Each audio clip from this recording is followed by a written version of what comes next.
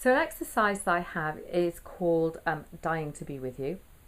So imagine you're at your own funeral, describe the scene. What are people saying about you? Or maybe write a letter to a friend who's dying and tell them what they mean to you and the part that they play in your life. Or write a piece about someone who has died that you don't like and describe what they did and how that affected you. So this is my dying to be with you story.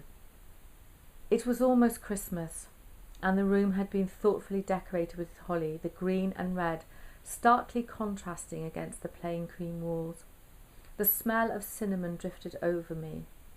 The mulled wine was being cradled by cold hands, steam rising from the dark red liquid. I watched enviously as people sipped the nectar and laughed as it slipped warmly down their throats. The chatter was interrupted as the music started. A wickedly loud tune from our youth blared out. I laughed and started nodding my head to the beat. I had just celebrated my birthday and in a very untypical way had decorated my house also with hollies and berries from the garden. I couldn't be bothered with the Christmas decorations, but these had looked so beautiful I couldn't resist. Everybody was charged with bringing something from the early days, and we had sat long into the night giggling and crying out, "Do you remember when?" The following morning I'd woken with a banging headache, reminiscent of too many alcoholic nights, of long ago wild nights. Would we ever learn not to mix white wine with Jack Daniels, although not in the same glass? I wondered if they would like the poems and stories that I had written.